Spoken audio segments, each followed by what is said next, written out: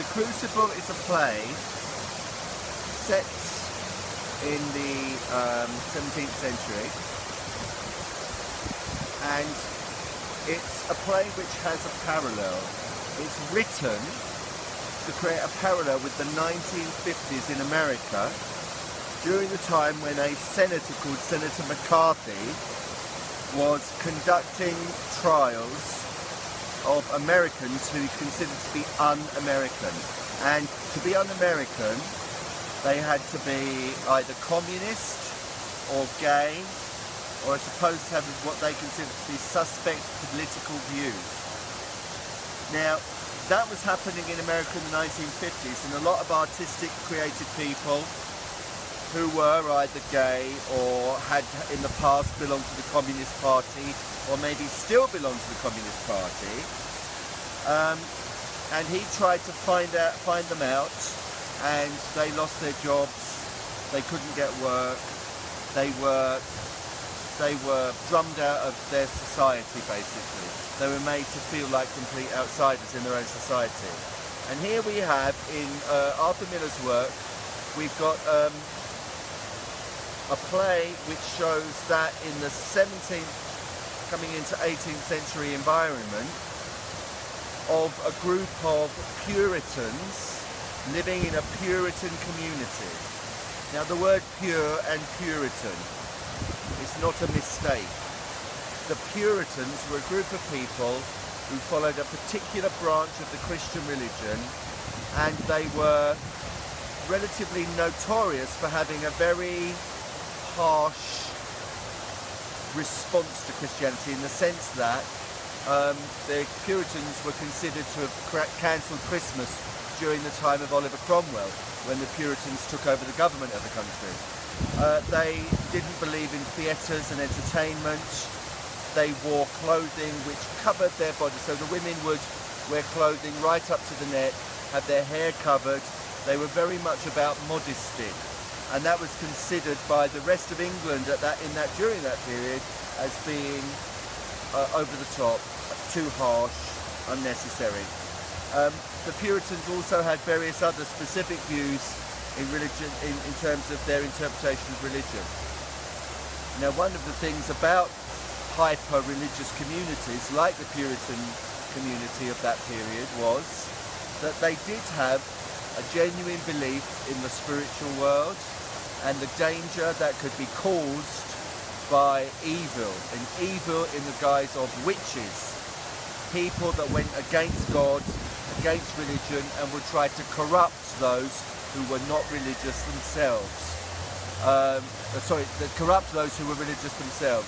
The reason why in the Christian religion babies are baptized at a very young age is because there is a belief that if you don't do that, they are available to be caught by the devil for his own purposes. If they die before baptism, then they are potentially the corrupting power of the devil can get hold of them. So this is the society in America that Arthur Miller is writing about, and it all circles around this one female character of Abigail Williams. Abigail Williams has had an affair with John Proctor. Now, John Proctor is an upstanding, a decent and a moral man. However, he has a fatal flaw. His wife turned from him a little after their child was born. She was not warm, it says in the play, and I think what that means is that she wasn't keen on having sexual relations with her husband for a period of time. She wasn't well after the birth of her children. During that time, it's suggested in the play, John Proctor looked around at Abigail Williams, who was a servant in his house. And Abigail Williams enjoyed the fact that he looked at her, knew that he was interested in her, and one thing led to another, and they started a physical relationship together. Now, sometime after that happened, John Proctor came to his senses. He realised he was doing the wrong thing, and he ended the relationship. His wife had found out about the relationship, and she threw Abigail out of her house onto the main road. Abigail was no longer to be in employed by her. And obviously Abigail was very angry about that, and she still wanted a relationship with John Proctor. She was still very attracted to him, and her behaviour was completely against the code of the Puritans in America at that time. Totally the opposite of what one would expect of a good Puritan girl. Now, the next thing that happens is that she is found dancing in the woods by her uncle, the Reverend Paris, and they don't appear to have any clothes on. When that happens, the Reverend Paris's little niece, I think she is, or might be his daughter, I think it's his daughter, she sickens and becomes ill at her being found out, and it is suggested that she is bewitched. This little community in America, this little Puritan community, start to gossip among themselves that the Reverend's very daughter is bewitched, which is a terrible thing, obviously for him and his reputation. Paris is a difficult man. John Proctor hates him.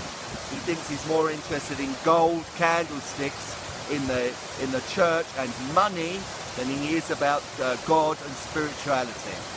So he doesn't go to church very much when the Reverend Paris is there. This all counts against him later.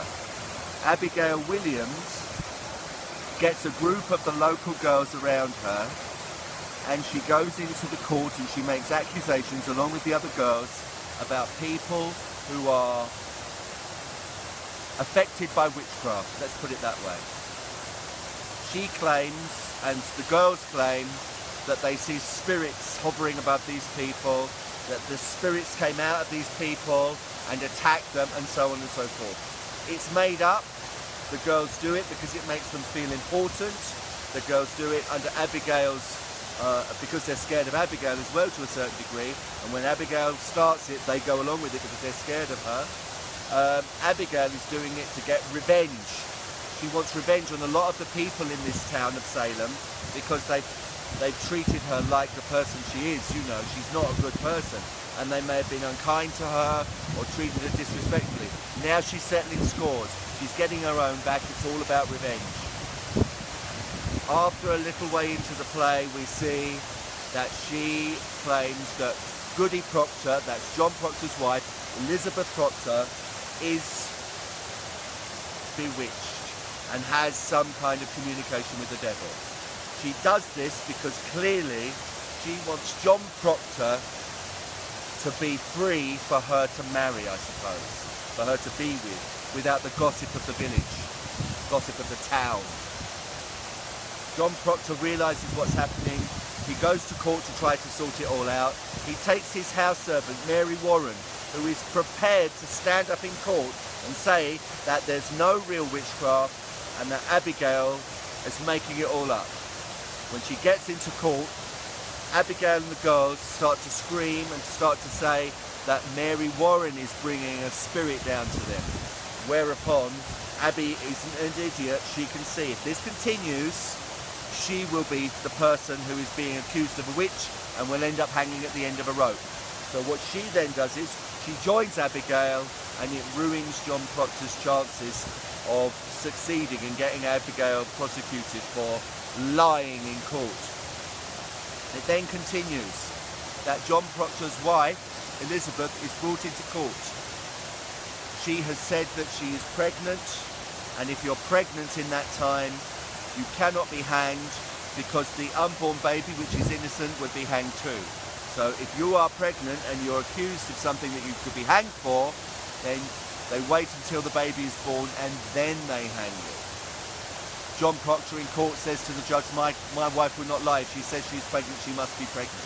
She's not just doing this to stay alive a little bit longer. Well, when the judge hears that, he basically says, let's find out the truth, because John Proctor has told the court that the reason why Abigail is telling all these lies is for revenge, because he had a sexual relationship with her, his wife found out about it and threw her out, and that is why she's trying to get Elizabeth hanged as a witch. They bring Elizabeth into court. The judge asks Elizabeth, did your husband have an affair with this girl?